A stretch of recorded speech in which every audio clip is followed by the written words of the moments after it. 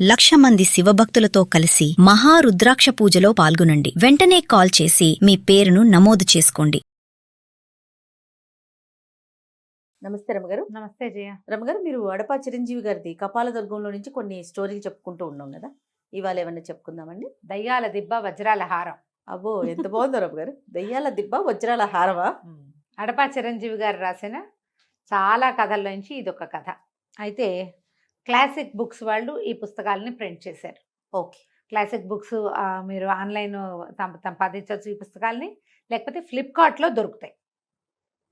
నేను బ్రీఫ్గా చెప్తాను, మీరు ఎలాబరేట్ కథ చదవాలి అని అనుకుంటే కనుక అడపా చిరంజీవి గారు ఈ కపాలదుర్గం పుస్తకాన్ని బుక్ చేసుకుంటే అందులో 5 ఉన్నాయి. మనం ఇంకో కథ చెప్తున్నాం అనమాట. కపాలదుర్గం ఇంతకుముందు చెప్పాం కదా. అవునండి. సో ఈ దయ్యాల దిబ్బ వజ్రాల హారం ఒక చిత్రమైన కథ, బాగుంది, ఇంట్రెస్టింగ్గా. శృంగ పర్వతాలని ఆనుకుని ఉన్న దేవళం అనే రాజ్యంలో ప్రజలంతా ఒకటే మాట చెప్పుకుంటున్నారట. ఏంటంటే మహారాణి స్వయంప్రభాదేవికి ఒక బ్రహ్మాండమైన వజ్రాల హారం ఉంది, అది మిస్ అయింది. ఓహో. ఆవిడ స్నానం చేయడానికి కొలంలోకి దిగుతూ కొలను గట్టున అది పెట్టారు. ఆ హారం కనపడలేదు. ఇక వెతుకుతున్నారు. అదేమిటి, ఆవిడ పూర్వోత్తరపు నగ, ఆవిడకి వాళ్ళ వంశపారంపర్యంగా వస్తున్నది, ఈవిడ దగ్గరికి వచ్చింది, స్వయంప్రభాదేవి దగ్గరికి వచ్చింది. రాజుగారు చంద్రవర్మ గారు చాలా సీరియస్గా ఉన్నారు దాని మీద. ఇక ముందు ఏంటి, ఏదైనా ఒక వస్తువు పోయిందంటే అంతఃపుర దాసదాసీ గణాలని వెతుకుతారు మొదట. అలాగేగా జరుగుతుంది. దాసీలు దాసులు అందరి పని అయింది. వీళ్ళ ఇళ్ళు వెతకడానికి మొదలుపెట్టారు. ఈ ఇళ్ళు వెతకడానికి వెళ్ళినప్పుడు ఒక చోట ఏమైంది, ఒక పథకం దొరికింది. ఆ పథకం ఎవరింట్లో దొరికిందో ఆ కుర్రాన్ని వాళ్ళ అమ్మని తీసుకొచ్చేసారు. అది ఎట్లా దొరికింది, వీళ్ళు ఒక్కొక్క ఇల్లు వెతుకుతుంటే మధ్యలో ఒక ఇంట్లో ఒక పూరి పాక, ఆ పాకలోకి వెళ్తే చిన్న పూరి పాక అంటే తెలుసు కదా మనకి, తాటాకుల పాక. తాటాకుల పాక పై భాగం కొప్పు కూడా పగిలిపోయి ఉంది. అయ్యో. పైనుంచి వాన ఏదైనా పడితే పడిపోతుంది కిందకి. అక్కడ ఉట్టి మీద ఒక పెరుగు గిన్నె ఉంది, ఇళ్ళల్లా పెరుగు చల్లేసి ఉంది. ఆ చిన్న ప్రాంతంలోనే పెరుగు చల్లబడి ఉంది, అంతే కింద పడిపోయింది. అదంతా కచాడుగా ఉండేసరికల్లా ఇక్కడ ఏదో జరిగిందని ఏం చేశారు, ఆ పెరుగున్న ఉట్టి మీద పెరుగు కుండ ఏది ఉందో దాన్ని దించారు. ఆ కుండలో అంత పెరుగుంది. తన ఊరికి ఇట్లా కదిపేసరికి లోపల మిలమిలలాడుతూ కనపడింది. ఏమిటి అని చూస్తే అందులో ఒక బంగారు పతకం కనపడింది. ఆ బంగారు పతకాన్ని అందులోంచి తీసి శుభ్రంగా కడిగి చూస్తే దాని మీద శంఖముద్ర వేసింది ఒక పతకం. అది పెండెంట్, మనకు తెలిసిందే కదా, లాకెట్ అంటాం, పెద్దది. బహుశా ఇట్లా ఉండి హారం, ఇక్కడ పతకం ఉంటుంది. ఈ పతకం కొక్కి ఊడి ఉంది. పతకం దొరికింది, హారం ఎక్కడ? ఆ ఇల్లు ఎవరిది? శశికాంతుడు అని ఒక కుర్రాడు, వాళ్ళమ్మ అనసూయ. వాళ్ళు ఇంకా ఇంట్లో లేరు, తల్లి కొడుకు ఇంట్లో లేరు. వాళ్ళు కూడా అప్పుడే బయట నుంచి చూస్తున్నారు. అప్పుడే సైనికులు ఆ ఇంట్లోకి వెళ్ళారు. అందరిళ్ళు పరిశీలిస్తున్నారు కాబట్టి వీళ్ళు బయట ఉంచున్నారు. ఈ పథకం పట్టుకొచ్చాడు లోపలికి వెళ్ళిన సైన్యాధ్యక్షుడు. ఇదిగో పథకం కనపడింది, ఎవరిచ్చారు నీకు చెప్పంటే నాకు తెలీదు, నేను ఇప్పుడే వస్తున్నాను అన్నాడు కుర్రాడు. పథకంతో సహా కుర్రాన్ని వాళ్ళ అమ్మని మోసుకొచ్చేసారు సభకి. సభ అంతా తీర్చారు. రాజుగారు మంచి ఆగ్రహోదగ్రుడుగా ఉన్నాడు. నానా తిట్లు తిట్టి కేకలేశారు. అబ్బాయిని చెప్పమన్నారు. చెప్పంటే అబ్బాయి అన్నాడు, నేను ఆ పని చేయలేదు, నాకు అసలు తెలీదు. ఈ లోపల ఏమైంది, ఒక 5-6 వార్తలు వచ్చినాయి. ఏమిటి, ఒక గండభేరుండ పక్షి ఈ హారాన్ని ముక్కును తగిలించుకుని కాలుగోళ్ళకి తగిలించుకుని పరిగెడుతున్నట్టుగా ఎగిరిపోతున్నట్టుగా చాలామంది చూశారు అని. మంత్రి గారు ఏమన్నారు, ఒక పక్షిరాజు ఇట్లా దీని గొలుసును తీసుకుపోతున్నాడు వజ్రాల హారాన్ని. ఈ తీసుకెళ్తున్న క్రమంలో ఆ హుక్కు ఊడి ఆ పథకం వీళ్ళింట్లో పడి ఉండొచ్చు, ఆ గుడిసె పైనుంచి. అది పెరుగు కుండలో పడ్డం వల్ల పెరిగిట పడిపోయింది. అంతేగా ఎత్తు నుంచి ఒక వస్తువు పడింది, నిండుగా ఉన్నది చిందింది. అలా జరిగి ఉండొచ్చు అంటే ఇప్పుడు జరిగి ఉంటుంది. మరి పక్షిరాజు ఏడి? నమ్మకంగా ఉండద్దు. ఓ పక్షి ఎత్తుకుపోయింది అన్న మాట ఊళ్ళో ఎలా చెప్పుకుంటారు? కాకెత్తుపోయింది అనము. అలాంటిదే తప్పిస్తే అది నిజం అవడానికి అవకాశం ఉందా? పక్షి మాంసఖండాలు తీసుకెళ్తుంది, వజ్రాల హారం ఎందుకు పక్షికి అన్నారు రాజు. ఈ లోపల ఏమైంది, కుర్రాడు ఏం చెప్పాడు, నేను కూటికి పేదను కానీ కులాన్ని పేదవాడిని కానండి. మా నాన్న కొలువులో పనిచేసిన వీరమల్లుడు, ఇదివరకు భూశిస్తులు వసూలు చేసే ఉద్యోగంలో ఉండేవాడు. బందిపోటు దొంగలు వెంటపడితే ప్రాణాలకి తెగించి వాళ్ళతో పోరాడి శిస్తులు తీసుకొచ్చి ఇచ్చినవాడు. మా నాన్న గతించిన తర్వాత అలవాటుగా దాసీగణాల ఇళ్ల మధ్యలో ఉండటం అలవాటై సైనికుల ఇళ్లలో నేను అక్కడే ఉన్నా. నాకేం కొలువులో ఉద్యోగం లేదు, నాకేం ఇవ్వలా మీరు. నేను అలవాటుగా ఉంటున్నాం కాబట్టి మేము అక్కడ ఉన్నాము అంతే తప్పిస్తే వాళ్ళలో ఎవరితోటి నాకు స్నేహము సౌభ్రాతృత్వము ఏమీ లేదు. నేనేదో పొట్టకుట్టికి పని చేసుకునేవాడిని, చిన్నగా యుద్ధ విద్యలు నేర్చుకున్నాను అంతే. నేను మా అమ్మ నేనే ఉన్నాం, మా దగ్గర ఏం లేదు, నాకు అవసరం కూడా లేదు అని ఇక కాస్త గట్టిగా అబ్బాయి తిరగబడ్డాడు. తిరగబడుతుంటే వీళ్ళకి అమ్మో వీరమల్లు కొడుక, వీరమల్లు చాలా గ్రేట్ అన్నారు ప్రజలంతా. మంత్రికి కూడా తెలుసు, రాజుగారు కూడా వీరమల్లు గుర్తొచ్చాడు. అతను ప్రాణాలకు తెగించి బందిపోటు దొంగలతో యుద్ధం చేసి డొక్కలో దిగిన కత్తితోటి వచ్చి డబ్బా అప్పచెప్పినవాడు. అతని కొడుకుని ఇంత పని చేస్తాడని మనం అనలేం, కానీ సాక్ష్యాలు లేవు. వాళ్ళ ఇంట్లో పథకం దొరికింది అంటే హారం వాడికి తెలుసు. రాజుగారు ముందు వెనక ఆడారు, ఏమీ ఇది కాల. అయితే ఏమన్నాడు రాజు, అయ్యా నువ్వు వీరమల్లు కొడుకు అయినంత మాత్రాన్ని నిన్ను వదలలేం. అపహరింపబడిన వస్తువులో ఒక భాగం నీ దగ్గర దొరికింది కాబట్టి నువ్వు అపరాధివనే నమ్మాలి. అయితే ఒకటి మనకు ఒక లెక్క ఉంది ఏమిటి, ఇక్కడ అపరాధం ప్రూవ్ కాకపోతే వీళ్ళకి ఈ రాజ్యానికి ఒక దిక్కున దయ్యాల దిబ్బ అని ఒక ప్రాంతం, ఈ అపరాధిని తీసిపోయి అక్కడ వదులుతారు.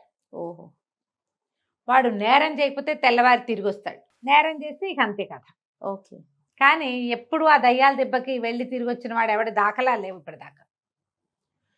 ప్రజలంతా ఆశ్చర్యపోయారు, అయ్యో నవనవలాడుతున్నాడు కుర్రాడు, ఎంత చక్కగా ఉన్నాడు, చెయ్యెత్తు కుర్రాడు, వీడిని క్షమించి రాజ్యంలో యుద్ధంలో చేర్చుకుంటే సైన్యంలో చేర్చుకుంటే ఏ సర్వసైన్యాధ్యక్షుడు అవడానికి సరిపడా ఉన్నాడు, కండలు తిరిగి కుర్రాడు, వీడిని దయ్యాల దెబ్బ కప్పచెప్తున్నారే, వీళ్ళ నాన్న వీళ్ళ కోసం చచ్చిపోయాడు రాజుగారి కోసం. ఇలాగ అలా ఒక ముఖ మాట్లాడుకున్నారు. మంత్రి గారికి కష్టంగానేది, తల్లి నిర్ఘాంతపోయి కళ్ళు తిరిగి పడిపోయింది. దయ్యాల దిబ్బకి వెళ్తే కొడుకు తిరిగి రాడని, దయ్యాలు దిబ్బ అనగానే భయం వేస్తోంది కదా. ఇక ఏం చేస్తాడు, ఈ అబ్బాయిని లాక్కుపోయారు సైనికులు, తీసుకెళ్ళి చీకటి పడే లోపల దయ్యా దెబ్బ ఎక్కిచ్చేసేయాలి. ఆ దెబ్బ పైకి ఎక్కిచ్చారు, ఒక మూట ఇది ఇచ్చారు ఆహారం, అబ్బాయి ఇదిగో ఆహారం, రాత్రికి తిను, బతికుంటే రేపొద్దున దిగిరా, నువ్వు మధ్యలో దిగడానికి వీల్లేదు, మేము ఇక్కడ కాపలా ఉంటాం, కొండ మీద ఉండవలసిందే దెబ్బ మీద నువ్వు అని దెబ్బ మీద వదిలిపెట్టారు శశికాంతుడిని. ఇక ఈ అబ్బాయి కొంత పట్టుకు వాళ్ళు వచ్చి వదిలేసి వెళ్ళిపోయారు చీకటి పడుతుంటే. వీడు మళ్ళీ మెల్లిగా పైకి ఎక్కడం మొదలుపెట్టాడు. ఎక్కితే ఆ దెబ్బ పూర్తిగా పైకి ఎక్కాక ఒక రాతి గట్లు అవి ఇవి కనపడుతున్నాయి, ఏవో చెట్లు, కీకారణ్యంలాగా ఉంది పైన. సరే ఒక రాతి దాని మీద శుభ్రం దులిపి ఈ ఆహారపు మూటను పెట్టాడు. అవతల పక్కన ఒక నీటి గుంట ఉంది, చెట్లు గుబురుగా బోల్డని చెట్లు ఉన్నాయి. అటు ఇటు తిరుగుతున్నాడు. సరే ఇంకా మెల్లిమెల్లిగా ఇంకేం చేస్తాడు, మనం చేయగలిగేది ఏం లేదు. బాగా చీకటి ఎక్కేశారు కల్లా ఈ ఆహారం తినటం ఇష్టం లేదు. ఇందులో ఏం విషాహారం ఉందో ఎలా నమ్ముతాం మనం, చంపేయటానికి వాళ్ళు వేసిన ఎత్తు కావచ్చు. ఆ నీటి గుంటకు పోయి కడుపు నిండా నీళ్లు తాగాడు. వెళ్ళి ఆ రాతి గట్టు మీద శుభ్రంగా కాళ్ళు చప్పుకొని పడుకొని నిద్రపోయాడు. గాఢమైన నిద్రలో ఉండగా ఒక 6 దయ్యాలు వచ్చినాయి అక్కడికి, పిశాచాలు 6 వచ్చినాయి. వచ్చి అరుచుకుంటూ వచ్చి విడుదుంపదేగా మానవుడు ఎవడో భలే పడుకున్నాడు, ఎవరైనా మనం చూసి భయపడి చావాలి, కానీ వీడు శుభ్రంగా నిద్రపోతున్నాడు. ఇంత గాఢపు నిద్ర ఎట్లా పడుతుంది, మనం ఎక్కింది దయ్యాల దిబ్బని వాడికి తెలుసు కదా, ఇది దయ్యాల దిబ్బని ఇక్కడ దయ్యాలు ఉంటాయని తెలిసిన వాడు వణుక్కుంటూ కూర్చోవాలి. వీడు పడుకున్నాడేంటి తన్ని పెట్టి శుభ్రంగా. అక్కడి నుంచి ఫెడేల్మని జరిచినాయి వీపు మీద, లేచి కూర్చున్నాడు, అదిరిపడ్డాడు. దయ్యాలను చూసేసరికి ఇది ఈ ప్రాంతం ఇదని తెలుసు కదా, బెగరిసిపోయి కూర్చున్నాడు భయం లేనట్టు.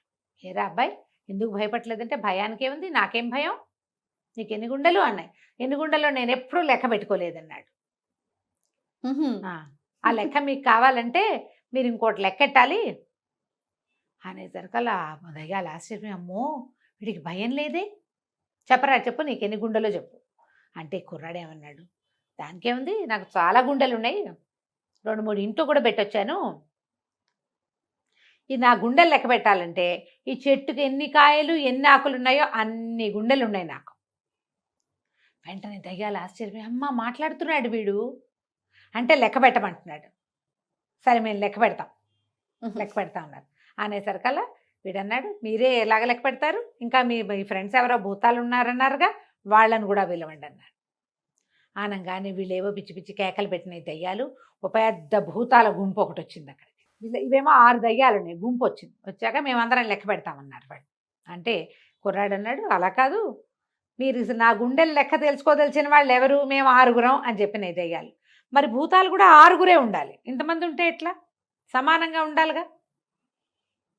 సరే ఆలోచించారు, సరేనని మిగిలిన వాటిని పంపించేసినాయి. కొంతమందిని ఎన్నిక చేసి 6గురు బాగా లెక్క పెట్టగలిగిన నెంబర్లు వచ్చిన భూతాలని వెలికి తీసి 6 భూతాలు 6 దయ్యాలు నుంచున్నాయి. ఇప్పుడు కాయలు ఆకులు లెక్క పెట్టాలి.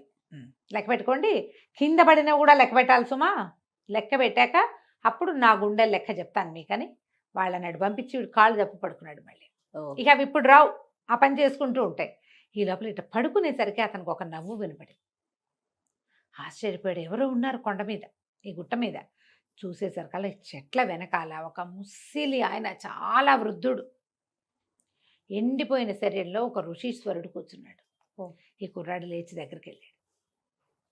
ఆయన సాహసి పోయి, దయ్యాలకి భూతాలకి భలే పని పెట్టావు, ఎవరొచ్చినా ఈ కొండ మీద భయపడతారు, భయంతో వాళ్ళ ప్రాణాలు పోతాయి, నీకు భయం లేదు, గుండెలు తీసిన బంటువి, నువ్వు భలేవాడివి, నీ పేరేమిటి నాయనా, ఎందుకు వచ్చావు ఏమిటి అంటే అప్పుడు కుర్రాడు చెప్పాడు, ఇట్లా ఒక పథకం మా ఇంట్లో పెరుగు చట్టిలో దొరికింది, ఉట్టిలో ఉన్న చట్టిలో, మరి వాళ్ళేమో రాజుగారు నన్ను ఇట్లా శిక్ష వేశారు, బతికి జీవించి కిందకి వెళ్తే శిక్ష మాఫ్ అయిపోతుంది, పథకం సంగతి దైవాధీనం, పథకం వెళ్ళిపోయింది, వజ్రాల హారం సంగతి ఇంక అడిగే పని లేదు అనేసరికల్లా ఆయన అన్నాడు, నువ్వు సాహసివి, నీకేమి ఇబ్బంది లేదు, నీకు అన్నిటి జయమే లభిస్తుంది, రాజుగారు నేను మెచ్చుకుంటారు, నువ్వు నా దగ్గరికి రా, నేను ఇంకో కొద్దిసేపట్లో చనిపోబోతున్నాను, మీరెవరు ఇక్కడ ఎందుకున్నారంటే నేను తపస్సు చేసుకోవడానికి ఈ కొండ మీద ఉన్నాను, ఇక్కడ ఏ డిస్టర్బెన్స్ ఉండదు, మానవ మాత్రులు రారు, దయ్యాలు నా మహిమ వల్ల నా దగ్గరికి రావు, అవి తిరుగుతాయి కానీ నన్నేం చెయ్యవు, నా దగ్గరికి రావు, కాబట్టి నేను ప్రశాంతంగా చేసుకుంటున్నాను, నా తపస్సు ఫలించింది,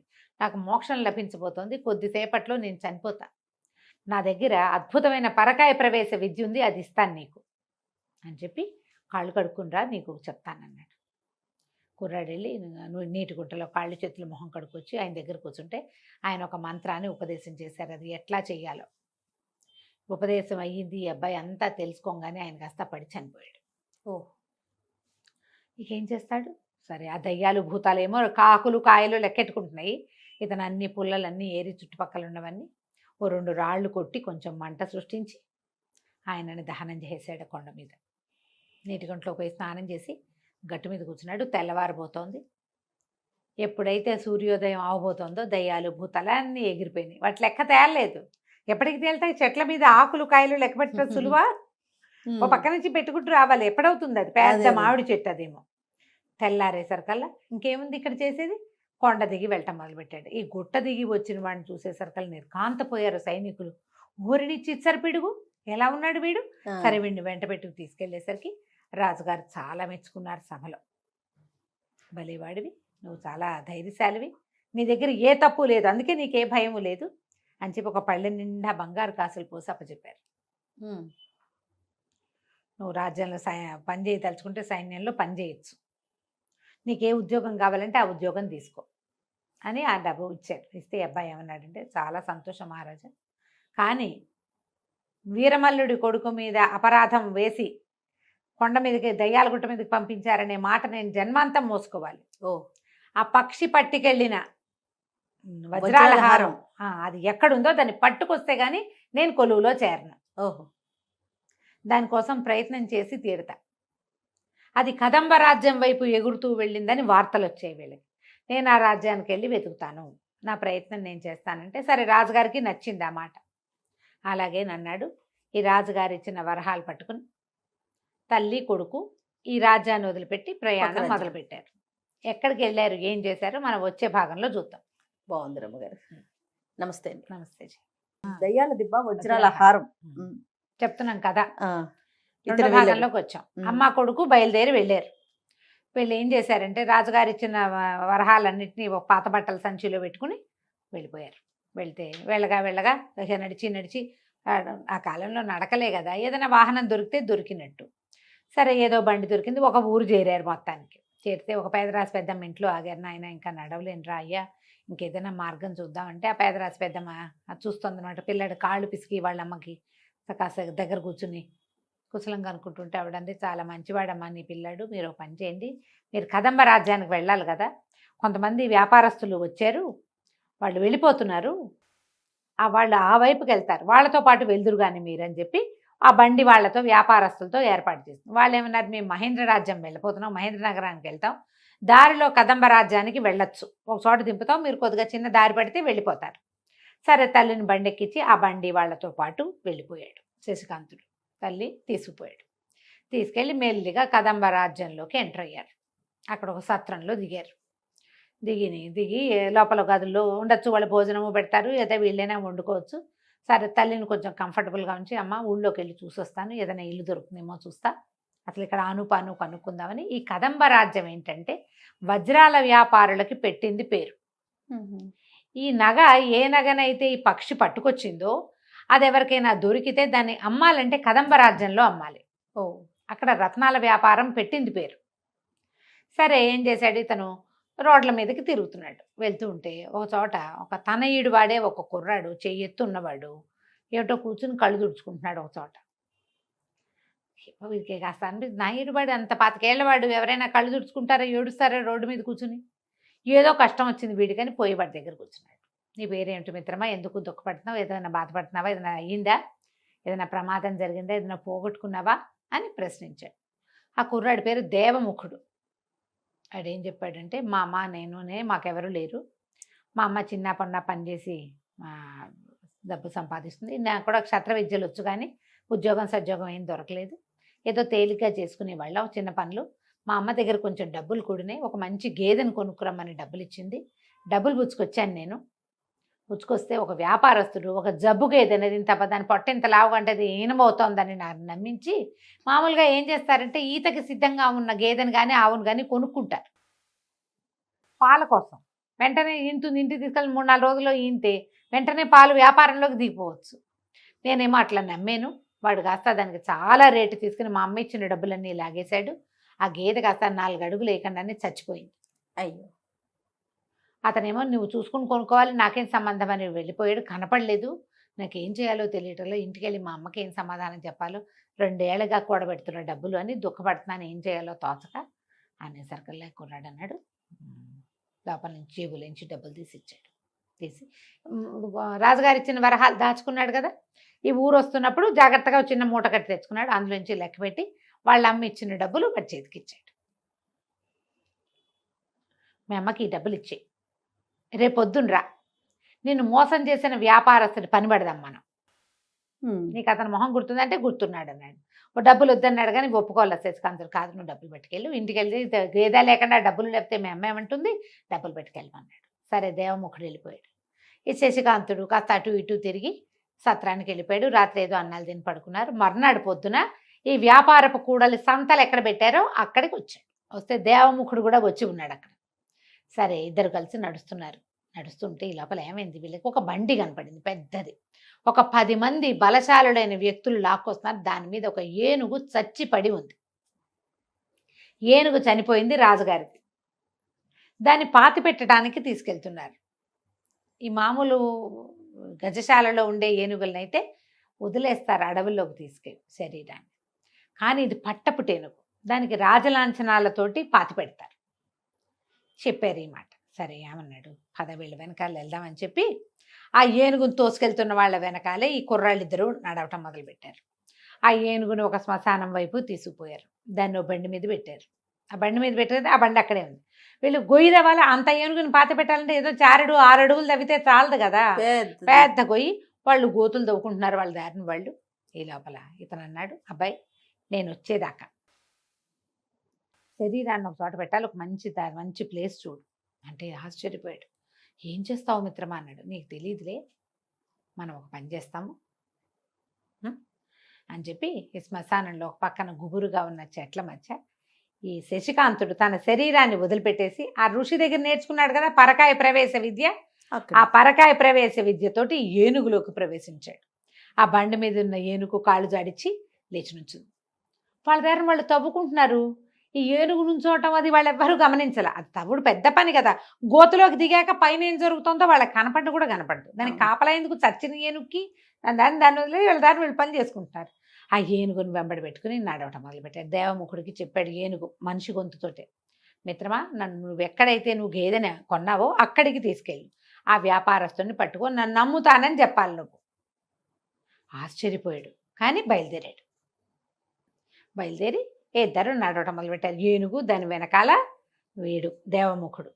ఆ సంతలోకి వెళ్తే జనమంతా ఆశ్చర్యపోయారు. ఏమిటి ఏనుగుని తెస్తావు, ఏమిటంటే ఇది బ్రహ్మాండమైన ఏనుగు, చెప్పిన మాట వింటుంది, ఏం చెబితే అది చేస్తుంది, దీనంత ఆజ్ఞాకారి ఏనుగు ఇంకొకటి ఉండదు, ఇది నేను అమ్ముతా అన్నాడు. అనగానే అందరూ ఏనుగును ఏం చేసుకుంటాము, ఏనుగును ఎవడైనా కొనుక్కుంటాడా అని అందరు నవ్వారు. నవ్వుతారేంటి, రాజుగారి పట్టపు ఏనుగు చచ్చిపోలా? చచ్చిపోయింది. అవునవును అన్నారు. ఇందాక తీసుకెళ్ళారు కదా, అదే ఇదని ఎవడికి తెలుస్తుంది? ఎవడికి తెలీదు. అవును, రాజుగారి పట్టపు ఏనుగు చనిపోయింది మార్కెట్ అంతా. ఇప్పుడు ఈ ఏనుగును చూపిస్తే మాట వినే ఏనుగును వద్దంటాడా రాజు? నాకు రాజుగారితో మాట్లాడి బేరం చేసేంత అవసరం లేదు.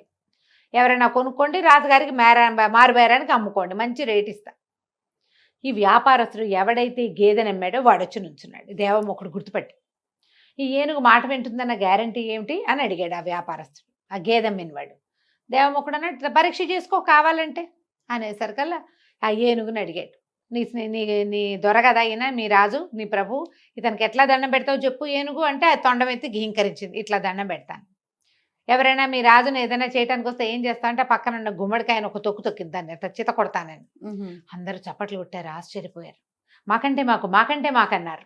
అంటే ఇతను ఏమన్నాడు, నేను అందరికీ ఇవ్వనండి, ఏనుగుని పరీక్షించిన వాడెవడు? ఈయన పెద్ద మనిషి, ఇలా ఉండాలి పెద్ద మనిషి అంటే, ఈయనకైతే అమ్ముతాను అని చెప్పి గేదెని ఏ రేటుకి తను కొన్నాడో ఆ రేటుకి అమ్మేశాడు ఏనుగుని. ఆయన డబ్బులు చేతిలో పెట్టి నడిచొచ్చేసాడు. చేతిలో పెట్టగానే నడిచేసాడు దేవముఖుడు.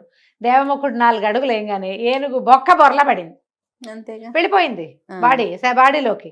ఇతను నడిచి వెళ్తుంటే శశికాంతుడు లేచి వచ్చాడు. ఈ లోపల ఏమైంది, ఆ భటులు చూసుకున్నారు, ఏనుగేది వెతుకుంటున్నారు వాళ్ళు. అక్కడ చచ్చిపడి ఉండవలసిన ఏనుగు ఇప్పుడు మార్కెట్లో చచ్చిపడి కనపడింది. అందరూ అరిచి కేకలు పెట్టారు. ఈ వ్యాపారస్తుడు ఎవడో తెచ్చి దీన్ని అమ్మాడంటే, ఎట్లా తెచ్చారు, ఎట్లా అమ్మారు, అది ఎట్లా వచ్చింది? ఆ వ్యాపారస్తుడిని పట్టుకున్నారు. ఇక వాళ్ళని ఏం చేశారో వీళ్ళకి తెలిసి వచ్చేసారు ఇద్దరు. అప్పుడు ఇద్దరు మాట్లాడుకుంటూ, నువ్వు ఎంత సహాయం చేసావు, ఎక్కువ డబ్బులు తీసుకోపోయావంటే, ఎందుకు వాడి సొమ్ము నాకు అంటే, వీడు మంచి నిజాయితీ పరుడు దేవముఖుడు. సరే ఇతను అన్నాడు శశికాంతుడు, మా అమ్మ సత్రంలో ఉంది, ఏదైనా ఇల్లు కావాలి, ఇల్లు చూసి పెట్టు మిత్రమా నాకు అన్నాడు. నీకు ఇల్లు ఎందుకు, మా ఇల్లు ఉంది, పెద్ద ఇల్లే, మా అమ్మ పేరు శాంభవి, తండ్రి లేడు, మీ అమ్మ మా అమ్మ కలిసి ఉంటారు, మన ఇద్దరం కలిసి పని చేసుకుందాం, సరదాగా కలిసి ఉందాం, ఫ్రెండ్స్ కదా మనం అని చెప్పి మా ఇంటికి రాని ఒప్పించాడు. సరే ఇతను వెళ్ళి మూటాముల్లే తీసుకొచ్చి వీళ్ళ ఇంట్లో ప్రవేశించారు. దేవముఖుడి ఇంట్లోనే వీళ్ళు కూడా ఉండటం మొదలుపెట్టారు. ఇక రోజు ఏదైనా పని చేయడానికి ఈ అబ్బాయి మార్కెట్ అంతా తిరుగుతున్నాడు. ఇతనికి ఏమిటి, వజ్రాలు వాటి మెలకువలు తెలుసుకోవాలని ఉంది. ఓకే. ఈ వజ్రాల వ్యాపారస్తుల షాపులు, అన్ని షాపులకు వెళ్ళాడు, ఎవరు తీసుకోవాలి, కొత్త మనిషికి పని ఇవ్వరు. సరే వాళ్ళ అన్ని షాపులు చూశాక సందు మొదట్లో ఇతను నుంచుని ఆలోచిస్తున్నాడు. దేవముఖుడు రాలా, ఎటో ఉన్నాడు, వస్తాడని చూస్తున్నాడు. ఈ లోపల ఏమైంది, ఆ హోటల్ పక్క నుంచి లోపల వైపు నుంచి సందులో నుంచి కేకలు వినపడ్డాయి, పట్టుకోండి దొంగ దొంగ అని. ఒక దృఢకాయుడు ఒక అతను చిన్న ఇట్లా గుడ్డ మూటను ఒక దాన్ని పట్టుకుని పరిగెడుతున్నాడు. వెనకాల నుంచి అతన్ని దొంగ అని సంబోధిస్తూ కేకలు వినపడతాయి. కానీ ఓహో ఎవరిదో మూట వీడు కొట్టేశాడు, అదే కాబోలని ఇతను ఏం చేశాడు, అడ్డం పడ్డాడు వెళ్ళి శశికాంతుడు. పడేసి కొట్టేశాడు గట్టిగా, కొట్టి పెడరెక్కలు విరిచి పట్టుకున్నాడు. పట్టుకోగానే ఆ కొట్ల వాళ్ళంతా పరిగెత్తుకొచ్చారు. ఏ షాపు వాడైతే ఇతని దగ్గర నుంచి ఇతను పట్టుకొచ్చేసాడో అతను పరిగెత్తుకొచ్చి, దుర్మార్గుడు వీడు వజ్రాలు చూపించమంటే చూపించాను, చటుక్కున అవి సంచిలో పోసరికలు సంచి లాక్కొని పరిగెత్తాడు. ఈ కుర్రాడు వచ్చాడు కాబట్టి సరిపోయింది, లేకపోతే ₹1,00,000 వస్తువు ఇది అని వాడి చేతిలో ఉన్న మూట తీసి చూస్తే ఇట్లా ఇన్ని వజ్రాలు పడ్డాయి చేతులు. అన్నీ లెక్క పెట్టుకున్నాడు, అన్నీ ఉన్నాయని. అతన్నేమో సైనికులకు అప్పచెప్పారు, రాజస్థానానికి అప్పచెప్పేసి ఈ శశికాంతుని రాబాబు కాస్త మంచినీళ్ళు తాగిల్దుగానే వెంబడి పెట్టు తీసుకుపోయాడు కోర్టులోకి. ఎవరో నువ్వు, ఏమిటి, ఏ ఊరు అంటే, నేను వజ్రాల వ్యవహారంలో మెలకువలు తెలుసుకోవాలనుకున్నానంటే, ఏదైనా పని కోసం వెతుకుతున్నా, దొరకలేదు, మీ దగ్గర మీ ముందు కొట్లు ఫ్రంట్ ఆఫీస్లో అడిగాను, ఎవరు ఏం పని లేదంటే నేను వెళ్ళిపోతాను. నీలాంటి వాడికి పని లేకపోవటం ఏంటి నాయన, సమయస్ఫూర్తితో వాడిని పట్టుకున్నావు, చాలామంది దొంగ అంటే తెల్లమొహాలు వేసుకొని చూస్తారు, ఇంత చురుకైన వాడివి నువ్వు నా దగ్గరుండు, నేను పొరుగుళ్ళకి తిరుగుతాను బాగా, నాకు సహాయం కావాలి అని చెప్పి ఈ శశికాంతుడిని కొంచెం మంచి జీతం ఇచ్చి తన దగ్గర పనిలో పెట్టినాడు. వీళ్ళ దగ్గర డబ్బులు ఉన్నాయి ఓకే. కానీ అవి ప్రదర్శన లేదు, వాళ్ళు చూపించట్ల, సాధారణ జీవితమే గడుపుతున్నారు. ఇక్కడ పని చేయాలి, ముందు ఒక వజ్రాల హారం ఈ ఊళ్ళోకి వచ్చిందా అని కనుక్కోవాలి అంటే ఈ వజ్రాల వ్యవహారం మీద కొంత ఆకలింపు కావాలి, ఎంతో కొంత. సరే తను చేరి మేలుగా దేవముఖుడిని కూడా పనిలో పెట్టాడు. ఇద్దరు కలిసి పనిలోకి వెళ్ళొస్తుండేవాళ్ళు. అమ్మలు ఇద్దరు కబుర్లు చెప్పుకుంటూ పని చేసుకునేవాళ్ళు. రోజులు గడిచే కొందుకి ఇతను వజ్రాలు వాటిని గుర్తుపట్టడం ఎట్లా ఇట్లా అన్నీ తెలుసుకున్నాడు. రోజులు బాగా గడిచినాయి. అయితే ఒకసారి పారాయి ఊరు ఎక్కడికో వెళ్ళారు. వేరే ఊరు వస్తుంటే ఊరెళ్ళి వస్తూ ఉంటే కొంతమంది దొంగలు పడ్డారు.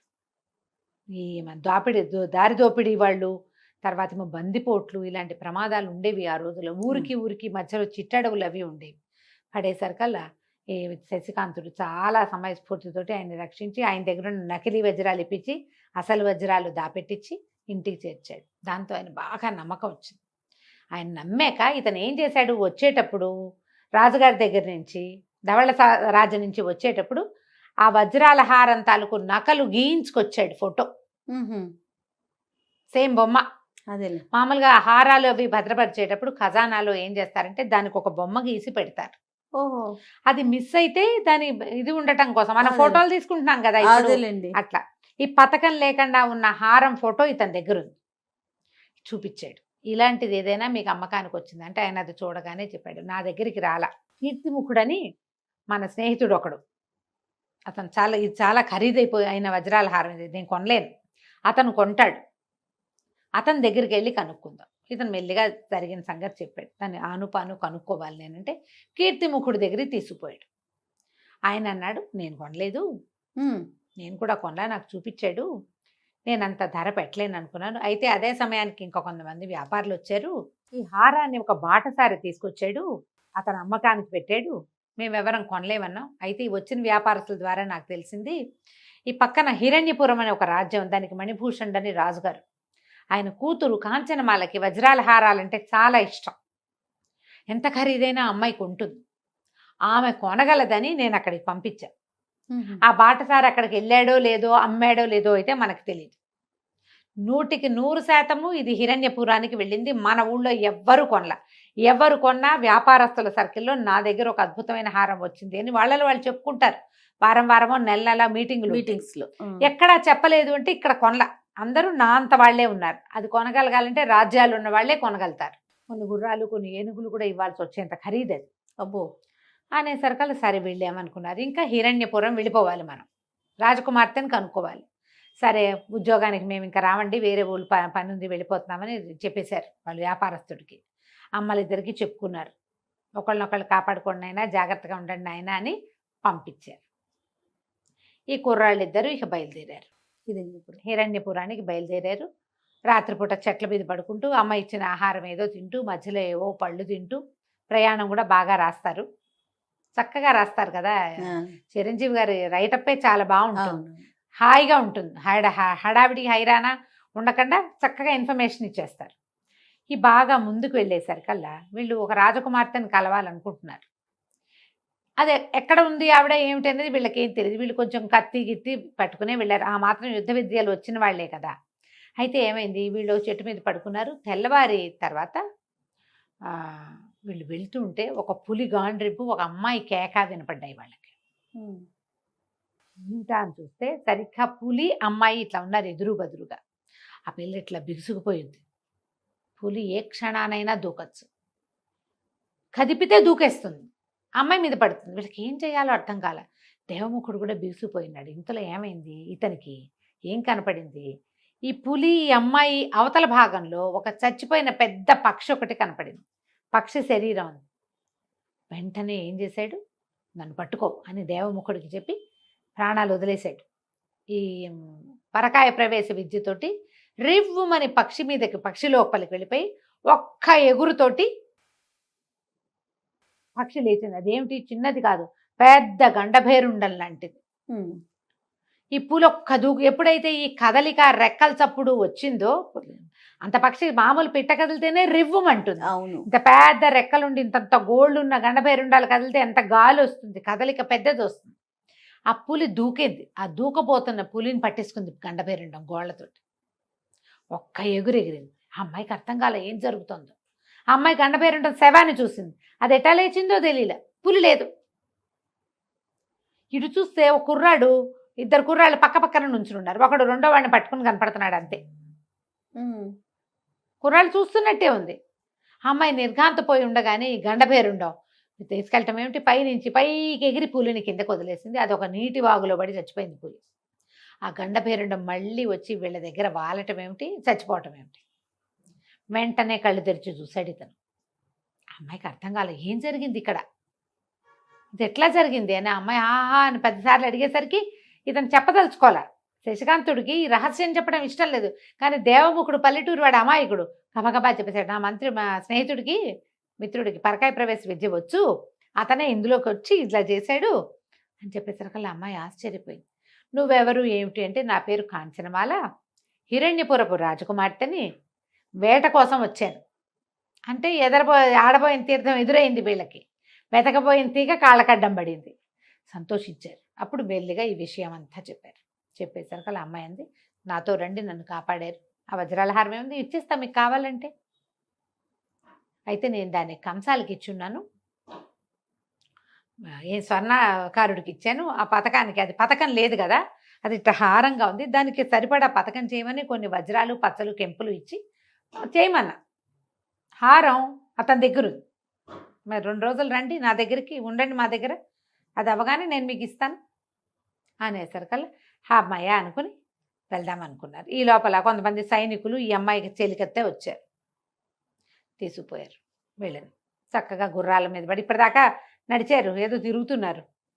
వెళ్ళి ఆ అమ్మాయితో పాటు అంతఃపురంలో విశ్రాంతి తీసుకున్నారు. చక్కగా 4 రోజులు 5 6 రోజులు అయింది బయలుదేరి, ఎండను బడి తిరుగుతున్నారు. సరైన ఆహారం లేదు, ఏదో కాయాకసులు తింటున్నారు.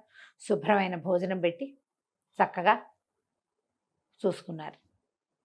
సరే టైం గడిచింది. ఈ లోపల ఏమైంది, ఈ కుర్రాడికి ఈ అమ్మాయికి ఒకళ్ళ మీద ఒకళ్ళ కొంచెం ఆసక్తి మొదలైంది. వీడు బాగుంటాడు, ఎంగగా ఉన్నాడు, పైగా ఏమిటి తన మీద నేరం లేకపోయినా సరే, నేరం లేదని వాళ్ళు ఒప్పుకున్నా పెడతానని వచ్చిన సాహసమైన యువకులను చూస్తే ఆసక్తిగానే ఉంటుంది. కొంచెం దగ్గర వయసులో ఉన్నారు.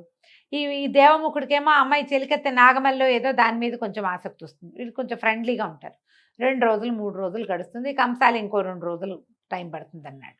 అయితే ఈ కంసాల దగ్గర నుంచి వస్తువు రావడం కోసం వెయిట్ చేస్తున్నారు. వస్తువు వస్తుందా రాదా, ఏమవుతుంది వచ్చే భాగంలో చూద్దాం. తప్పకుండా రమ్మగారు. నమస్తే. నమస్తే రమ్మగారు, దయ్యాల దిబ్బ వజ్రాల హారం చేస్తా ఉన్నాం. 3వ భాగంలోకి వచ్చాం. అవునండి. దేవముఖుడు శశికాంతుడు ఇద్దరు కాంచనమాల దగ్గర ఉన్నారు. వజ్రాల హారం ఒక ఇతనికి సొన్నారికి ఇచ్చాం, స్వర్ణకారుడి దగ్గర ఉంది, అది తెప్పిస్తాను, 2 రోజులు ఉండమంది. ఈ 2 రోజుల్లో వీళ్ళు చూపులు అటు ఇటు మార్చుకుని ఒకళ్ళ మీద ఒకళ్ళు ప్రేమ పెంచేసుకున్నారు. సంతోషంగా ఉత్సాహంగా ఉన్నారు. ఈ దేవముఖుడికేమో ఆవిడ చిలకత్త, కాంచనమాల చిలకత్త అయిన నాగమల్లి మీద దృష్టి. వీళ్ళు 4 కబుర్లు చెప్పుకుంటూ బాగా చక్కగా భోజనాలు చేస్తూ కలిసి ఫ్రెండ్షిప్ చేశారు. 2 డేస్ తర్వాత ఈ పూట వస్తుంది వజ్రాల హారం అని వీళ్ళు వెయిట్ చేస్తుంటే ఈ కాంచనమాల మొహం వెళ్ళాడేసుకుని వచ్చింది. నన్ను క్షమించండి అనుకుంటూ. ఏం జరిగింది అంటే, నేను మీకు ఇచ్చిన మాట నిలబెట్టుకోలేకపోతున్నాను, చాలా ఇబ్బంది వచ్చేసింది, ఇప్పుడు ఏం చేయాలో తెలియట్లేదు, నాకు చాలా బాధగా ఉందంటే, ఏం జరిగింది అంటే, నేను సైనికులను పంపించాను. ఇప్పుడు వజ్రాల హారం చాలా పెద్ద వస్తువు కాబట్టి స్వర్ణకారుడి ఇంటికి పంపించినా సైనికులు వెళ్తారు. 100 మంది సుశిక్షితులైన సైనికులను పంపించాను. వాడు వజ్రాల హారం పెట్టులో పెట్టి ఇచ్చాడు అతను కంసాలి. నేను వాళ్ళు మోసుకొస్తుండగా, అది తీసుకొస్తుండగా ఒక గజ దొంగల జట్టు వీళ్ళ మీద పడి, బందిపోటు దొంగల మీద పడి లాగేసుకున్నారు. వజ్రాల హారం పోయింది అని ఆవిడ బలబల దుఃఖపడింది. వీళ్ళు ఏం చేస్తారు, పోయిన దానికి ఏం చేయగలుగుతారు?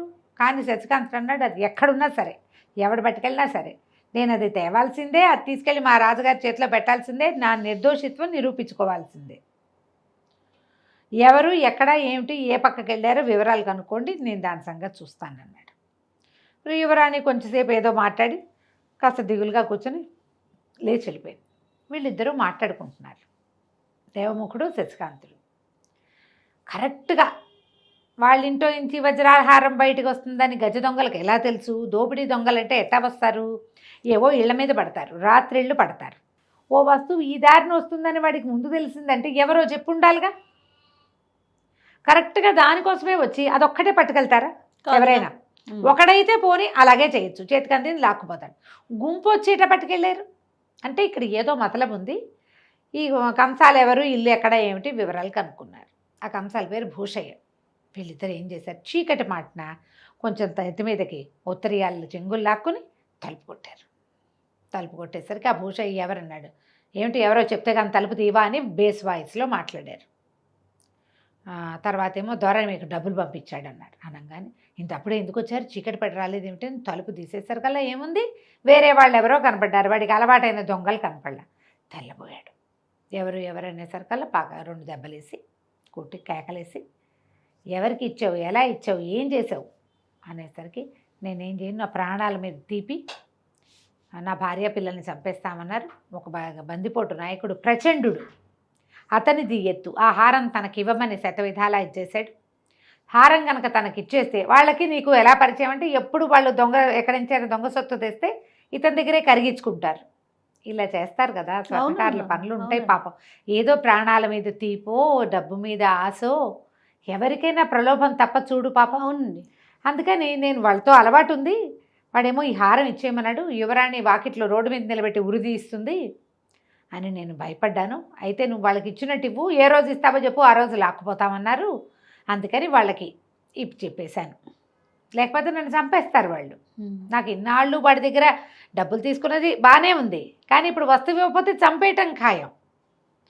ఇంతమందికు వ్యాపారం చేశాడు వాళ్ళతోటి, కానీ ప్రమాదకరమైన వ్యక్తులతోటి వ్యాపారం ఎన్నాళ్ళు ముద్దుగా సాగుతుంది? అంతే కదా. దారేపోయేవాడితో వ్యాపారం అయితే సజావుగా అవుతుంది. వాడు ప్రచండు అని తెలిసినప్పుడు వాడితో పెట్టుకోకూడదు. పులి మీద స్వారీ, వాటి మీద ఎక్కకూడదు. పనికిరాదు, అసలు పనికిరాదు. నువ్వు చూడు, స్మగ్లర్లు, డాన్లు, వాళ్ళందరితోటి పరిచయాలు ఉన్నవాళ్ళు ఎప్పుడైనా ప్రమాదంలో పడతారు. వాళ్ళ వల్ల వచ్చే వెసులుబాటు ఎంత బాగుంటుందో ప్రాణాపాయం అంత సింపుల్గా వచ్చేస్తుంది. ఎప్పుడు అంతే. ప్రమాదకర వ్యక్తులతో ఎప్పుడు పెట్టుకోకూడదు. సరే ఏం చేశారు వీళ్ళిద్దరు, వాటి బెదిరించారు బాగా. బహుశా నీ ప్రాణాలకు మా ప్రాణాలు అడ్డేస్తాం, యువరాణికి అప్పచెప్తాం. ఆవిడ కూడా నేనేమందు, నేను చెప్తాను, వాళ్ళు ఎక్కడుంటారో చెప్పు అని దారి పటం అంతా గీయించుకుని యువరాణి దగ్గరికి వెళ్ళి జరిగిందంతా చెప్పి ఈ భూషయ్యని వీడు పెళ్ళాం పిల్లల్ని ఎప్పుడో ఊరు దాటిచ్చేసాడు. రాజకుమారితో ప్రమాదం వస్తుందో చెండ ప్రచండుడితో ప్రమాదం వస్తుందోనని ఇప్పుడు ఒక్కడే ఉన్నాడు. తీసుకుపోయి ఆ భూషయ్యని యువరాణికి అప్పచెప్పారు. వీడిని జాగ్రత్తగా చూసుకో, వీడి ప్రాణాలు ప్రమాదం రాకుండా చూడండి. నేను వెళ్ళి వజ్రాలహారం ప్రచండు ఎక్కడుంటాడో దారి చెప్పాడు, మేము అక్కడికి వెళ్తామన్నారు. వీళ్ళు ఇద్దరు వెళ్ళారు. సరే ఆ దారి చూసుకుని ఓ చోట ఎక్కడో పడుకున్నారు రాత్రి. ఇంకా కొంచెం ముందుకెళ్ళేసరికల్లా బోల్డంతమంది ఆటవికులు పట్టేశారు వీళ్ళని. ఆటవికులు పట్టారు. విపరీతంగా దుమ్మిలాగా జరిగింది. దుమ్మిలా జరిగితే వీడు గట్టిగట్టిగా అరిచాడు శశికాంతుడు, ఇంతమంది పడతారేంటి, ఎవడొస్తాడో రండి అనేసరికల్లా వాళ్ళు కూడా పద్ధతిగా నుంచున్నారు. గుంపంతా ఓ పక్క నుంచుని ఒక మంచి బలశాలిగా ఉన్న వాడిని పంపించారు. ఒరి వీళ్ళకి ధర్మం ఉంది చాలా, ఆటవికలకి దొమ్మిగా ఉంటుంది. వాళ్ళకి ఒకళ్ళతో ఒకళ్ళు 1 to 1 అనేది ఉండదు వాళ్ళ దాంట్లో. కానీ వాళ్ళు ఒప్పుకొని యుద్ధం చేస్తే వాడు ఓడిపోయాడు. అందరూ చప్పట్లు తెరిస్తే శశికాంతుడు అన్నాడు, మీ వాడు ఓడిపోయాడు, నేను గెలిచాను కదా, మా దారిని మమ్మల్ని పోనీయండి, మాకు వేరే పని ఉందంటే. కాదు దొరా, అట్లా కాదు, మమ్మల్ని గెలిచిన వాడిని మా దేవతకి బలిస్తాం మేము అని దేవముఖుడు కూడా 2 ముగ్గురిని కొట్టేశాడు. అందుకని ఇప్పుడు దేవముఖుడిని బలి ఇవ్వాలి, శశికాంతుడిని బలి ఇవ్వాలి. మమ్మల్ని ఎవరు గెలుస్తారో వాళ్ళని పట్టుకుంటాం మేము. వాళ్ళని బలిస్తే మాకు చాలా ప్రయోజనం లభిస్తుంది. మా నాయకుడు చచ్చిపోవడానికి సిద్ధంగా ఉన్నాడు, అద్భుతమైన బలిస్తే నాయకుడు బతుకుతాడు. మా ఊళ్ళో ఉన్న మంత్రగాడు చెప్పాడు, పదండి అని వీళ్ళిద్దరిని ఈడ్చుకుపోయారు. తాళ్ళేసి కట్టేశారు, పైనుంచి వలేసేసారు. ఇంకా గింజుకున్నా లేదు. యుద్ధం అంటే చేస్తారు కానీ వలలేసి కట్టేశాక జంతువులాగా ఇక అప్పుడేం చేస్తారు, ఏమీ చేయలేకపోయారు. వాళ్ళ వెనకాల పడి వెళ్ళారు. తీరా అక్కడికి వెళ్ళేసరికల్లా అప్పటికి 3 రోజులు అయింది వాళ్ళు బయలుదేరి. 3 రోజులకి వీళ్ళు ఈ ఆటవిక గూడెం చేరారు. అక్కడికి వెళ్ళేసరికల్లా 3 మనుషులు కట్టేసి కనపడ్డారు. 2 ఆడవాళ్ళు, 1 మగవాడు. వాడు ఇంతలా ఉన్నాడు. ఆడవాళ్ళిద్దరూ మహా అందంగా ఉన్నారు. వాళ్ళిద్దరు ఎవరు, కాంచనమాల, నాగమల్లి, ఆ భూషయ్య. తెల్లబోయారు. వీళ్ళు ఎట్లా వచ్చారంటే ఎట్లా వచ్చారు. సరే 5గురిని కట్టేసి 5గురిని బలిస్తామన్నారు. శశికాంతుడు ఆశ్చర్యపడి, మీరెందుకు వచ్చారు రాకుమారి ఇక్కడికంటే, మీరు వెళ్ళిపోయాక భూషయ్య తోటి చాలా మాట్లాడిచ్చాక వాడు పొరపాటు ఏం చెప్పాడు, మిమ్మల్ని వేరే దారిలో పంపించాడు. దగ్గర దారి ఒకటి ఉంది ప్రచండుణ్ణి చేరటానికి, ఆ వేరే దారిలో వాళ్ళు కాపు కాస్తారు, వాళ్ళకి మీరు దొరికేలాగా వీడు ఏర్పాటు చేశాడు. మీకు ఏదైనా ప్రమాదం వాటిల్తుందని అక్కడ ఇంట్లో ఉండలేకపోయాము నగర్లో, అందుకని భూషయ్యని తీసుకుని చిన్నదారి గుండా మేము వచ్చాము, వీళ్ళు మమ్మల్ని పట్టేశారు. అక్కడేమో ఆడాళ్లతో ఆడాళ్ల యుద్ధం అని 2-3 అమ్మాయిలు పంపించారు. యువరాణి బ్రహ్మాండంగా తిప్పుతుంది కత్తి, నాగమల్లి కూడా ఏం తక్కువదేం కాదు. ఈవిడ ఓడిచ్చేసింది వాళ్ళని, ఓడిచ్చేస్తే ఎవరు గెలిస్తే వాళ్ళని బందీలు, అందుకని 3 కట్టేశారు. మాకు అందరినీ బలిస్తామన్నారంటే లబో దిబోమని ఆ భూషయ్యము ఏడుస్తున్నాడు, నన్ను వదిలిచ్చేసండి, నా ప్రాణానికి నీ ప్రాణం అడ్డేస్తానన్నావు, ఏం అడ్డేసావు చూడు ఇక్కడ కట్టేశారు. యువరాణి వద్దన్నా కూడా నన్ను లాక్కొచ్చింది, ఇప్పుడు నా పిల్లలకి ఎవరి గతి అని వాళ్ళు అవలేబా అని ఏడుపు. సరే చూద్దామనుకున్నారు. ఇంతలోపల ఏమైంది, వీళ్ళు జనాలు కట్టేసి వీళ్ళని ఒక పల్లకి లాంటిది మోసుకొచ్చారు. ఆ పల్లకి మీద ఒక ముసీలిగా ఉన్న ఒక ఆయన ఆటవికుడు కూర్చుని ఉన్నాడు. ఏ క్షణానో చచ్చిపోయేలాగున్నాడు. అయితే ఆయన నాయకుడు చేతికిట చేయి కదిలినప్పుడు కనపడేది ఒక వజ్రాల హారం కనిపిస్తుంది. ధగమంటోంది. ఈ శశికాంత్ ఆశ్చర్యపోయాడు, యువరాణి చూపించాడు. అదేనంటే అదే మంది. ఎందుకంటే ఈ హారాన్ని నకలు బొమ్మ చూశాడు కానీ ఒరిజినల్ హారం వీళ్ళు చూడలేదు. ఆ ఒరిజినల్ హారం ఎవరికి తెలుసు, ఒకటి భూషయ్యకి తెలుసు, కాంచనమాలకి నాగమల్లికి తెలుసు, ఈ అబ్బాయిలు ఇద్దరికీ తెలియదు. ఇంతలో వాళ్ళు గట్టిగా కేకలు పెట్టాడు మంత్రగాడు వచ్చి, ఈ అద్భుతమైన వీరుల్ని, ఈ వీరశిఖామణిని వీరవనితల్ని గనక బలిస్తే మన దొర బతుకుతాడు, మనకేదో మంచి జరుగుతుంది, దొర బతకాలంటే ఏదో చెయ్యాలి. ఈ మాట్లాడుతూ ఉండగానే ఆ దొరగా అస్సలు చచ్చిపోయాడు. అసలు చచ్చేందుకు సిద్ధంగా ఉన్నాడు. కొట్టుకాళ్ళు తలకాయ వెళ్ళాడేసేసాడు. వెళ్ళాడంగానే అందరూ అరిచి కేకలు పెట్టారు, ఏడుపులు మొత్తుకోళ్ళు మొదలు పెట్టారు. ఇతను గట్టిగా అరిచాడు శశికాంతుడు, ఆగండి, మీ దొర బతికాడా? బతకలేదు.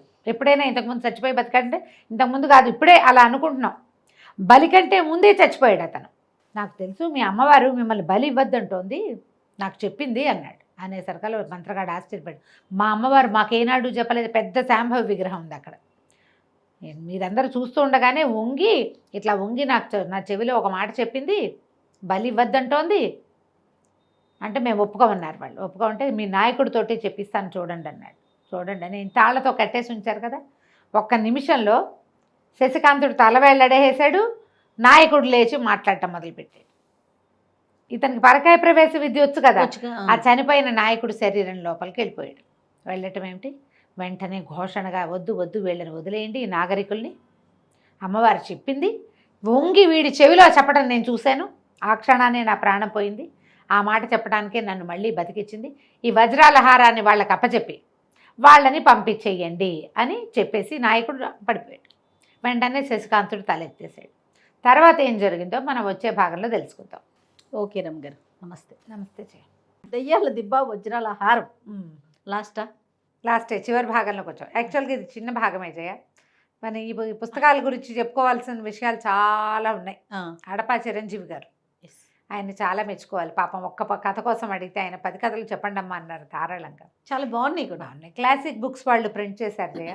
ఇవి 2 పుస్తకాలుగా చేశారు, మొత్తం 10 కథలు. 10 కథల్ని 2 పుస్తకాలు చేశారు. మనం ఆన్లైన్లో దొరుకుతాయి, ఫ్లిప్కార్ట్లో బుక్ చేసుకోవచ్చు. నేను గబగబా చెప్పేస్తా కదా, మీరు నిదానంగా తాపిగా చక్కగా సరదాగా చదువుకోవచ్చు. పిల్లలకి చెప్పడానికి కూడా బాగుంటాయి. అంటే మరి 3-4 ఏళ్ల పిల్లలకి చెప్పద్దు. ఈ మన జానపద కథలు వినడానికి ఇష్టపడే పిల్లలు ఉంటారు, సోషియో ఫ్యాంటసీస్ కొంతమందికి నచ్చుతాయి కదా, వాళ్ళకి చెప్పడానికి బాగుంటుంది. భైరవద్వీపం లాంటి సినిమాలని ఇష్టపడే పిల్లలకి ఈ కథలు చాలా బాగుంటాయి. మీకు కూడా ఒకవేళ జానపద కథలు ఇష్టమైతే చాలా బాగుంటాయి. చక్కగా ఇంట్లో ఉంచుకోవాల్సినవి ఈ 2 పుస్తకాలు. అంటే ఇంకా ఎవరైనా రైటర్లు కనుక ముందుకొచ్చి అమ్మ మా కథలు కూడా చెప్పండి అంటే వాళ్ళకు కూడా చెప్తాం. వాళ్ళ పేరు వాళ్ళ పుస్తకాలు ఎక్కడ దొరుకుతాయి అవి కూడా చెప్పచ్చు. అవకాశం దొరికితే చెప్తాను జయ. అట్లా అవును, మనకి పుస్తకాలు కావాలి, ఎలాగో కొంచెం కొత్త కథలు అందించాలి. కొంచెం ఈజీగా జనాలకి ఈ పుస్తకాలు ఉన్నాయి, ఇవి సరదాగా కొనుక్కుని చదువుకోవచ్చు. పిల్లలు చదివే పిల్లలు ఉంటే కనుక కథలు చెప్పడానికి, పిల్లలకి కథలు చెప్పే ఏజ్ పిల్లలు జయ 11 ఏళ్ళు 9 ఏళ్ళ నుంచి 15 ఏళ్ళ దాకా మన కథలు వింటారు జయ పిల్లలు. 9 to 15 డెఫినెట్గా మనం చదివి చెప్పచ్చు. చదువుతూ వెళ్తే పిల్లలు వినే పిల్లలు కూడా ఉంటారు. మీకు ఒకే ఒక ప్లస్ పాయింట్ ఏంటంటే పిల్లలతో మీరు గడిపే క్వాలిటీ టైము పిల్లలు పడుకునేటప్పుడు ప్రశాంతంగా తల్లులో తండ్రిలో పక్క నుండి ఒక 2 మంచి మాట్లాడుతూ కంఫర్ట్ చేస్తూ వాళ్ళని చెప్పటం వల్ల మీ బాండ్ పెరుగుతుంది. మొదటిది. రెండోది, మీరు వాయిస్తో చదవటమో చెప్పటమో పిల్లలకి కనుక అలవాటైతే చాలా వయసు వచ్చినా వాళ్ళు మీ మాట వింటారు. కథలు చెప్తేనే వింటారా అని అనుకోకండి, చాలా మాటలు మనం వినిపించగలుగుతాం. ఇది నా స్వానుభవం కూడా. ఏదో ఒక దశలో పిల్లలు ఏదైనా ఇబ్బందిలో ఉన్నా, స్ట్రెస్లో ఉన్నా, డిప్రెషన్లో ఉన్నా మామూలుగా చూసుకునే తల్లులతో పాటుగా ఈ కథలు చెప్పే తల్లుల మాట ఎక్కువ పనిచేస్తుంది. మీరు ఆలోచించుకోండి, ఉపయోగించుకోండి దీన్ని. ఇదొక ఐడియా. తప్పకుండా. మన పిల్లలు మనతో చక్కగా బాగా ఉండడానికి, ఎక్కువ కాలం మన మధ్య బాండ్ ఉండడానికి, బాండ్ మరింత స్ట్రాంగ్గా ఉండటానికి ఈ స్టోరీ టెల్లింగ్ బాగా ఉపయోగపడుతుంది. కావాల్సింది అదే కదా రమ్య గారు. అదే కదా కావాలి ఇప్పుడు ఈ కాలంలో. ఈ కాలానికి మరీ అవసరం మనకు ఉన్నది ఒకడే శిశువు, ఒక్క పిల్లవాడే, ఒక్క పిల్లే. అప్పుడు కూడా ఇప్పుడు నేను కథలు చెప్పడం వల్ల నాతో ఎంతమందికి బాండ్ ఉందమ్మా. ఎంతమంది బయట కనిపిస్తే అమ్మమ్మ అమ్మమ్మ అని ఓన్ చిన్న చేసేసుకుంటారు. పిల్లలు కూడా పరిగెత్తుకుంటూ వచ్చేస్తారు. అవును. నేను అది విన్నాను, ఇది విన్నా, నా కథ విన్నా, ఈ కథ విన్నా, నా వాయిస్కే అలవాటు పడి.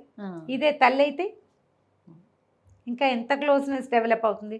ఇలా ఆలోచించండి, ఇలా కూడా మీరు ఆలోచించవచ్చు. Yes. కథలోకి వద్దాం. శశికాంతుడు, దేవముఖుడు, కాంచనమాల, నాగమల్లి, భూషయ్య 5గురిని ఆటవికులు వదిలేస్తే వీళ్ళు హారం పుచ్చుకొని వచ్చేస్తున్నారు. ఎలా జరిగింది, ఏం జరిగింది, మమ్మల్ని ఎవరు పట్టుకున్నారు, ఇవన్నీ ఒకళ్ళ కథలు ఒకళ్ళకి చెప్పుకున్నారు. భూషయ్య దగ్గర దారి మీకు దూరపు దారి చెప్పాడు, మేము దగ్గర దారిని వచ్చాము. అక్కడేమో వీళ్ళు ఆటవికులు ఎదురుపడ్డారు, ఇట్లా ఫైట్ చేసామంటే అమ్మో ఆ రాణి యువరాణి గారికి కత్తి యుద్ధాలు వచ్చా, అదే ఇదే అని సరదాగా కబుర్లు చెప్పుకుంటున్నారు. ఇంకేముంది, ఆభరణం దొరికేసింది, ఇంక వెళ్ళిపోవటమే సొంత రాజ్యానికి. శశికాంతుడు అదే ఆలోచిస్తున్నాడు. అయితే ఇలా ముందుకెళ్ళేసరికల్లా ఏమైంది, ఒక్క ఉదుటన వాడెవడో ఒక బలాఢ్యుడైన వాడు వీళ్ళ మీదకి లంఘించాడు. హారం అక్కడ పెట్టి కదలండి అంటాడు. తీరా వాడెవడో చూస్తే ఎవడు, ప్రచండు, ఆ దొంగల నాయకుడు. ఈ ఆటవికులు మా మీద పడి హారాన్ని లాగేసుకున్నారు. అది మేము మొదట పట్టుకెళ్ళిపోయింది. మేము సైనికులను 100 మందిని కొట్టి తీసుకుపోయాం. మమ్మల్ని కొట్టి ఆటవికులు తీసుకుపోయారు. మా వాళ్ళంతా తలా పక్కకి అయిపోయారు. మీరు లోపలికి వెళ్ళటం చూసాం. ఒకవేళ మీరు సాధిస్తే మిమ్మల్ని సాధించి నేను హారాన్ని పట్టుకెళ్దామని ఇక్కడ ఆగాను. నాతో యుద్ధం చేసి హారం తీసుకోమన్నాడు. సరే, ఏమిటి పందెం ఏంటంటే, అలాగే ఎవడు ఓడిపోతే వాడు వెళ్ళిపోతాడు, గెలిచిన వాడిదే హారం. గెలిచిన 1 to 1 ప్రచండు సిద్ధపడ్డాడు. అయితే ప్రచండు ఏమనుకున్నాడంటే, సాదాసీదాగా ఉన్నటువంటి యువకుడు, వీడి దగ్గర ఖడ్గచాలని విద్యలు అవి ఏదో ప్రచండంగా ఉంటాయని ఇతను అనుకోలేదు. వీడు పైగా దేశదిమ్మరిగా వేరే దేశం నుంచి వచ్చినవాడు, రాజకన్య యువకుడు అయితే కాదు వాడు. అంటే ఏదో చిన్న క్షత్రియ రక్తం ఎక్కడైనా ఉందేమో కానీ మనకి కథలో కూడా అబ్బాయి క్షత్రియుడని అదని మనకి చెప్పాల. కానీ వాళ్ళ నాన్న ఉద్యోగస్తుడు ఆ నగరంలో. ఇద్దరు యుద్ధం మొదలుపెట్టారు. ఎంత బాగా యుద్ధం చేశాడో శశికాంతుడు. ఎందుకంటే అబ్బాయి ముందు నుంచి ఖడ్గ విద్య నేర్చుకుని ఉన్నాడు. ఇప్పుడు ఒకడు నేను ఇంత పని చేస్తాను, ఆ ఊరు నుంచి వేరే దేశం నుంచి ఒక పక్షిని వెతుకుతూ అది పట్టుకెళ్ళిన హారాన్ని వెతుకుతూ వచ్చాడంటే వాడికి ఏదో ఒక దమ్మో దిలాసావో ఉండాలిగా. ఏ ధైర్యంతో వచ్చాడు, తన ఖడ్గ విద్యనే నమ్ముకుని వచ్చాడు అతను. అవును, అవసరమైతే నేను యుద్ధం కూడా చేయగలను. కాకపోతే ఈ కథల్లో ఇట్లా చూపిస్తారు కానీ ఈ ఖడ్గ విద్యలు, కరాటేలు అవన్నీను బై ప్రాక్టీసే పెరుగుతాయి చేయ. చాలా రోజులు ఆ పని చేయకపోతే వాళ్ళకి అంత చురుగ్గా ఉండదు. కుర్రాడు కాబట్టి చురుగ్గా ఉన్నాడేమో. వీళ్ళు ఏం చేస్తున్నారు, ఈ మధ్య అంతా గుర్రాలు వేసుకున్నాడు తిరుగుతున్నారు అంతే.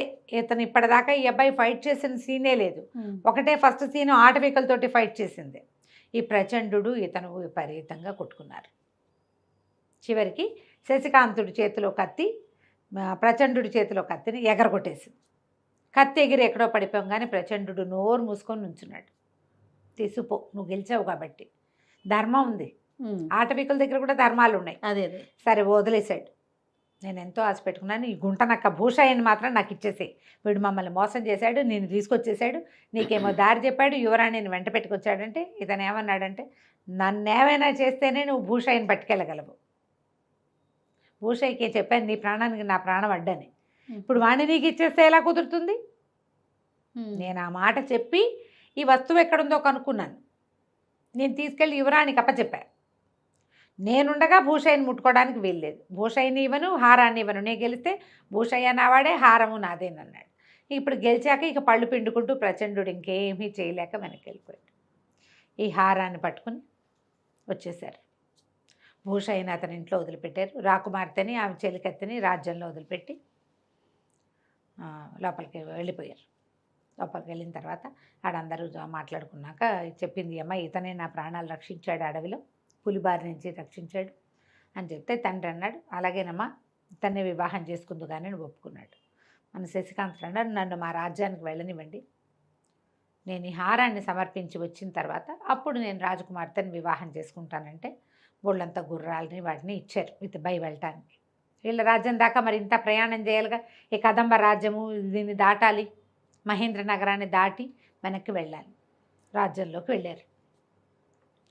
వెళ్ళి రాజుగారికి కలుసుకున్నారు. సభలో అందరూ ఉండగానే ఈ దేవముఖుడు తల్లి వాళ్ళు కూడా వచ్చారు. ఇతని తల్లి దేవముఖుడు తల్లిని కూడా తీసుకుని వెళ్ళిపోయారు. వెళ్ళిపోయి దట్టిలోంచి హారాన్ని తీసి చూపించారు. ఇదిగో మీ హారం అనేసరికల్లా రాణిగారు ఎంత సంతోషించింది. ప్రజలందరూ ఆశ్చర్యపోయారు. పక్షిరాజు తీసుకెళ్ళిన హారం ఇదే. పథకం పెట్టాడు కంసాలి, దీనికి ఒక పథకం చేయించింది కదా కాంచన్మాల, పథకం తీసేసుకున్నారు. తీయించి అమ్మాయి పెట్టుకుంది. ఒట్టి హారాన్నే పట్టుకొచ్చాడు. వీళ్ళ దగ్గర ఉంది కదా పథకం ఒకటి, దాని మీద శంఖముద్ర ఉందని చెప్పారు. పేసరికల్లా ఆశ్చర్యపోయారు రాజుగారు. మహత్తరమైన శక్తిని సాధించావు, దీన్ని ఎట్లా తీసుకొచ్చావు, ఎట్లా తీసుకురాగలిగావు, ఆ పక్షి నీకు ఎట్లా దొరికిందంటే పక్షితోటి సాక్ష్యం చెప్తాను మహారాజా, చెప్పిస్తానన్నాడు. అని చెప్పి ఏం చేశాడు, కళ్ళు మూసుకొని దేవముఖుడి మీద కొరిగిపోయాడు. ప్రజలంతా అటు ఇటు పైకి చూస్తున్నారు. ఇతను ఒరిగిపోయిన సంగతి ఎవరు గమనించలే. దేవముఖుడు ఇట్లా నడుం చుట్టూ చేసి శవాన్ని ఆపుకున్నాడు. డెడ్ బాడీ, ప్రాణం లేదు కదా. వీళ్ళు ముందుగానే ఒక చనిపోయిన పక్షిని తెచ్చి బయట ఏర్పాటు చేసుకుని వచ్చారు లోపలికి. ఓహో. ఈ వెంటనే ఈ బాడీ శశికాంతుడి ఆత్మ వెళ్ళి ఆ చనిపోయిన పక్షిలో దూరింది. పక్షి లోపలికి ఎగురుకుంటూ వచ్చింది. పెద్ద గద్ద, చాలా కొంచెం పెద్ద సైజుది. వచ్చి లోపలికి వచ్చి జయము మహారాజా అని చెప్పి, నేనే ఈ వస్తువుని రాణిగారు స్నానం చేసినప్పుడు చెరువు గట్టు మీద కొలను గట్టు మీద పెట్టిన దాన్ని నేను తీసుకెళ్ళాను. నా ముక్కును గరుచుకొని వెళ్తుంటే ఆ శశికాంతుడి ఇంట్లో ఆ పథకం పడిపోయింది. శశికాంతుడు నిర్దోషి అని చెప్పింది. చేలంతా ఆశ్చర్యపోయారు. పక్షి రివ్వుమని బయటికి వెళ్ళిపోయింది. అది బయటికి వెళ్ళిపోగానే శశికాంతుడు లేచేశాడు. ఎవ్వరికీ తెలియలే. ఇప్పుడు జనమంతా ఒక విషయం మీద నిమగ్నులై ఉన్నారనుకో, ఒక దాని మీద మిగిలిన దాన్ని చూడరు కదా, చూసుకోరు. ఈ చూసుకోని క్రమంలో పక్షి వచ్చింది, సాక్ష్యం చెప్పేసింది. రాజుగారు ఎంతో ఆనందించాడు. బోలెడన్ని బహుమతులు ఇచ్చాడు శశికాంతుడికి. ఇతనికి సహాయం చేసినందుకు దేవముఖుడికి కూడా బోళ్ళు బహుమతులు ఇచ్చి పంపించారు. సరే, ఇతను ఏం చేశాడంటే ఈ కదంబ రాజకుమార్తె కాంచన్మాలను వివాహం చేసుకోబోతున్నాను నేనని వీళ్ళకి ఇప్పుడు ఈయన ఉద్యోగం ఇస్తానన్నాడు. సర్వసైన్యాధ్యక్షుడికి అసిస్టెంట్గానో అట్లా ఉద్యోగం ఇస్తే మా ఉద్యోగం అక్కర్లేదని వెళ్ళిపోయాడు. కదంబ రాజ్యానికి రాజయ్యాడు. తర్వాత ఈ అమ్మాయి కాంచనమాల చెలికత్తెని నాగమల్లిని పెళ్లి చేసుకున్నాడు దేవముఖుడు. తల్లుడిద్దరూ సంతోషంగా రాజమహల్లోనే ఉండేవాళ్ళు. ఒకనాడు ఏమైందట, ఓ రోజు రాత్రి ఈయన వచ్చి ఒక పులి అక్కడ నిలబడి ఉంది. పులిని పలకరిస్తున్నాడు దేవముఖుడు, మిత్రమా ఏం చేస్తున్నావు అని. అంటే అతను ఏమనుకున్నాడు, ఆ పులి వేషంలో ఉన్నాడు అనుకున్నాడు. పులి శరీరం మార్చుకుంటాడు కదా. దూరం నుంచి మాటలు వినపడుతున్నాయి. శశికాంతుడు కాంచనమాల మాట్లాడుకుంటూ హడిలిపోయాడు. ఇది నిజం పులే. పరిగెత్తుకుంటూ వెళ్ళాడు. నువ్వు పుల్లాగా ఉన్నావేమో అనుకున్నాను అంటే, కాదు, అదేదో లేడిని ఆరగించి బద్ధకంగా కూర్చుంది, నువ్వు దాన్ని పలకరించావు అని అందరూ నవ్వుకున్నారు. సంతోషంగా జీవితాన్ని గడిపారు. కథ కంచికి మనం ఇంటికి అయిపోయింది సిరీస్. బాగుందండి, మంచి చాలా చాలా ఇంట్రెస్టింగ్గా ఉంది కదా. అవును. మలుపులు బాగున్నాయి, మంచి కథలు. ఇంకో కథలు చెప్పుకుందాం మళ్ళీ. ఎస్. థ్యాంక్ యూ రమ్మగారు. నమస్తే. నమస్తే.